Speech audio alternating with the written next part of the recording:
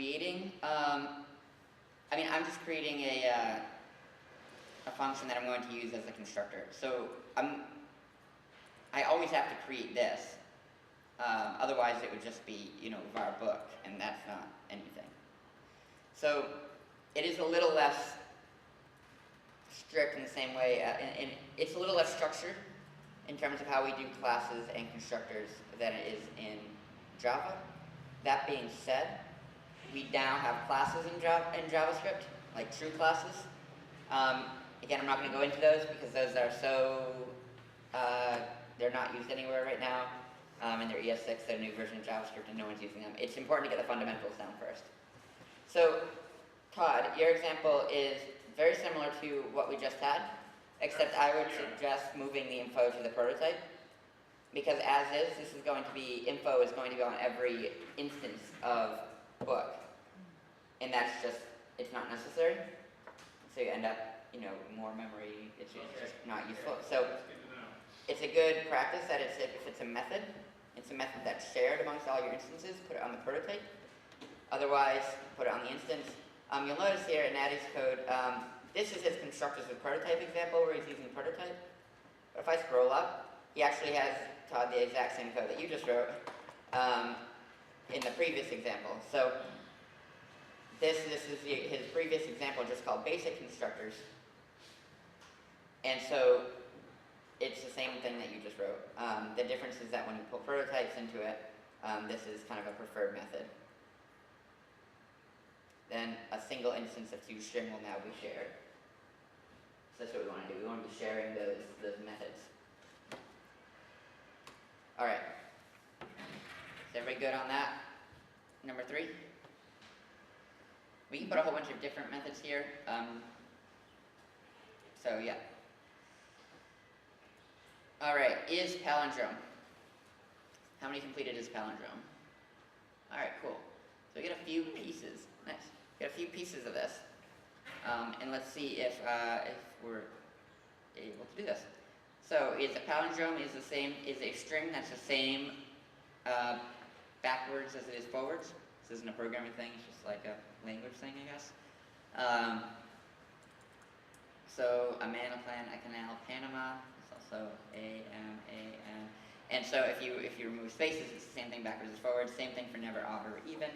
Not the case for hello world, as we've already seen. Otherwise, that first function would have been really easy. Return the reverse of hello world if it was a palindrome. Alright, so is palindrome, we're just returning the string as is. That's not really helpful. So I'm going to say we need to return true or false. So I'll leave that for now. I can add a return value later. I don't really want to return the string though. So let's see. I know how to reverse a string, so maybe that's a good place to start. Reversed equals string dot split dot reverse dot not reverse dot join. So I know how to do that. That was easy. And now I could check if reversed equals string, and I could actually return that. So return the result of that. So that will work for some instances. So if I say is palindrome, and does anybody know a one-word palindrome? Mama, dad. Oh, dad, yeah. Is it? Oh, yeah, it's dad. It's not mama. Mama. Mom. That's why I said mom. Mom, yeah, mom or dad. Okay, so if I do that, let's see. So that returns true. And if I put in some random characters, that returns false. Cool. So let's try it with my fancier one here. Planet Canal Panama. And that does not work. And the reason it does not work is because of all these spaces. I'm going to deal with the spaces first. I'm actually going to make this lowercase for now. Because the last requirement is case. So I'm going to first focus on ignoring spaces. Oh, yeah. Cool. So we'll start it. It still doesn't work if I remove the capital, so it's the spaces that are breaking it. So I just need to remove these spaces. That's easy enough, right?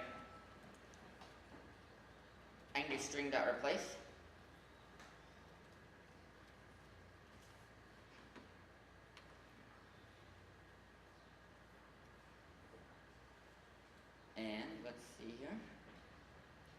returns a new string with some or all of the matches of a pattern replaced by replacement. So I give it a pattern.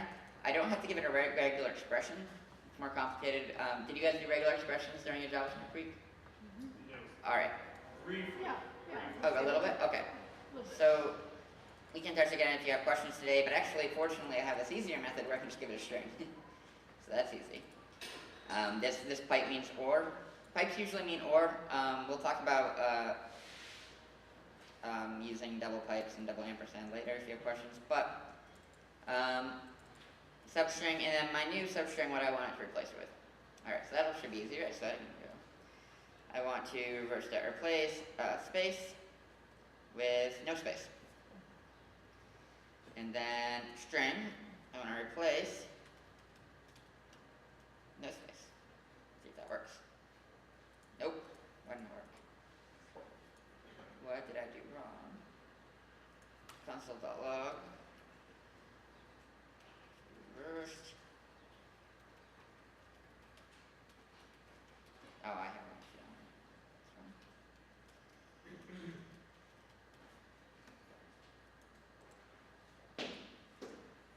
Yeah, so the problem here,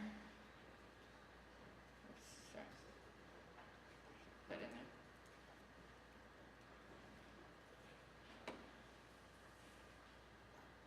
Alright, run.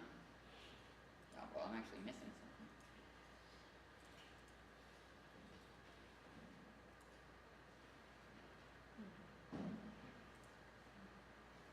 Man, a plan, a canal.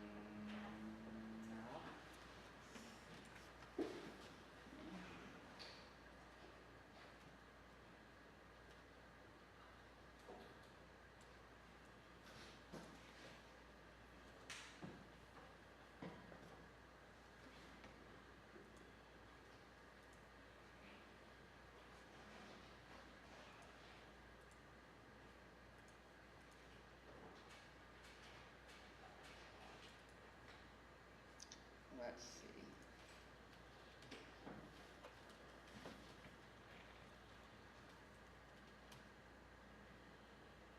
Ah, it's not going to replace every instance.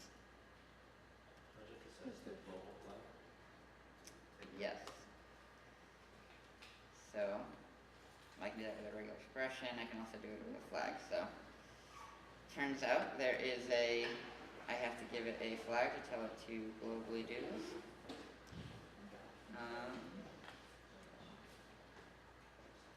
So, I can do that with a regular expression easily. I don't know how to do it with... Non-regular expression way of deprecated it says. What was that? Non-regular expression way of global flag is deprecated. Does it work at all though? It does not work in VA4 Chrome and Node.js. Lovely. Alright, well that's fun. Turns out we can't say global if there's, I see, yep. So that's fine. We can go ahead and do a regular expression. So, regular expression, I wasn't expecting to do this, but this is good. I could iterate through and remove spaces. But this is a good opportunity to do it with a regular expression. It's a regular expression, I start with a space. Very well be doing this one.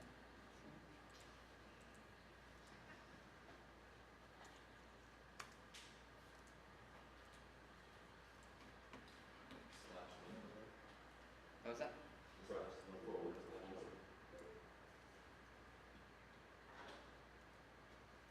Yes.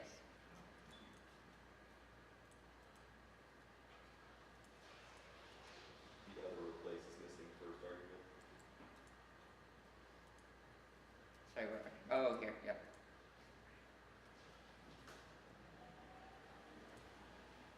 There we go. Cool, so we can talk more about regular expressions, but regular expressions are a special type of object in JavaScript. In fact, they're a special type of object in most programming languages. And they allow us to match a particular pattern. And there's this really sort of esoteric way to construct regular expression. Yes? You gotta do the last. Yeah, that's not going to work. So this should actually, this should Before work. you do the last one, I'm sure you've been doing it a lot, but you get the box on the right side. You get it because you signed into JFiddle? This box? Or this box? No, you were getting the box with all The You console? mean the console? yeah. That's just normal console. Console works fine in JS Fiddle. Just open the console and you'll get your console. That's it. Is that what you were wondering? Yeah. Here. Control Shift J. That's the DevTools. This works now. Thank you. Mm-hmm. So actually, now that I'm well, this works for the one without spaces. So now if I don't need console anymore, if I run this, I'll get true. That's cool. Now I need to do it with spaces and capital letters. Which if I run this, I'll get false. Capital letters aren't working because capital letter n lowercase is not equal to n uppercase. So an easy way to do this is to turn all of them, all the letters, into uppercase or lowercase and just compare from there.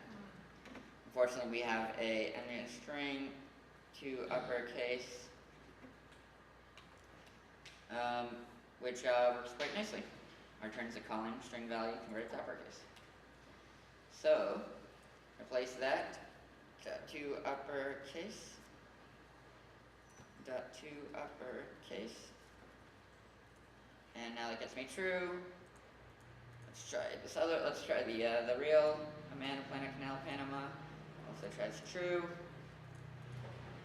And then let's try hello world to be false, because you always want to check the falsy examples. Oh, I'm missing it, friends.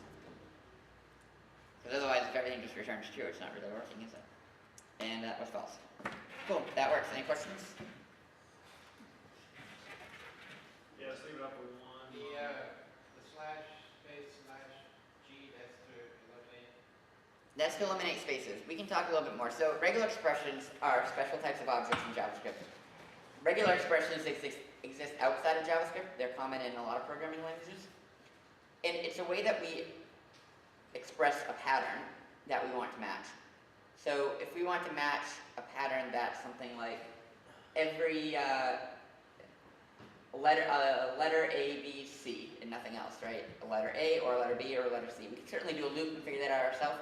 Regular expression is one way we can explain that pattern, express that pattern. And once we express that pattern, we can use that to like do find and replace, do finds, all sorts of things. Regular expression is a great thing if you're interested in learning. They're very useful for day-to-day programming. It's good to understand how they work. I'm not going to be able to go into them too much because it is a very esoteric method for expressing them. So if I go npm regular expression, this will give us JavaScript regular expressions, which works mostly like other regular expressions in other languages. We express regular expressions in JavaScript with these two forward slashes, and then between it is regular expression. And so if I pull this up in DevTools, if I do slash space slash with a G at the end, you put your flags at the end. So G just means global. I want to get all the selections. If I do that, I do var x equals. You might look at that and go, wait a minute, like that's not valid, right? That's a string, there are no quotation marks. Because of the slashes, JavaScript knows that's a regular expression. So I can actually say type of x. Oh, type of x is an object. X constructor maybe? There we go, yeah. X constructor will give you reg x. And that will tell me that was your regular expression. And so now I get all sorts of methods on that. I can also do it with a constructor called reg x, the same one it gives me here. And I could say, var pattern equals new reg x, and I could pass in as a string here what I had above there without the slashes, so I can just do space and get me that, and I see pattern dot constructor. Spell constructor. Hey, I'm expecting a student, so when she comes in, tell her I'll be right back. Might be a guy. So yeah, these are all the examples. Things like this, will match, all letters and numbers and uppercase letters. But they get very complicated to looking like something like this.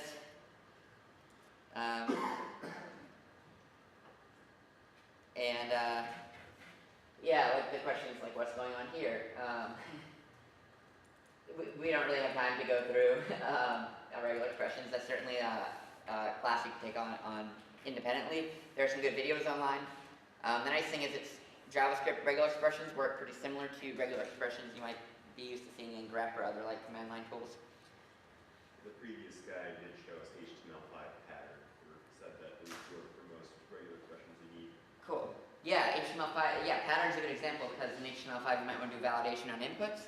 And so the easy way to do that, well, the easy way to do validation anyway is often with regular expressions. So if you want to do something like validating that an email is valid, because there's certain formats, you can use regular expressions for that. Or if you want to validate that a phone number is formatted correctly for, say, United States phone numbers, you could do that. It's somewhat of a black box. You put something in, gives you something out. Yes. You can understand the insights to the extent that you're willing to spend the time, but you can use it without understanding as long as you're grabbing the right expression. Exactly.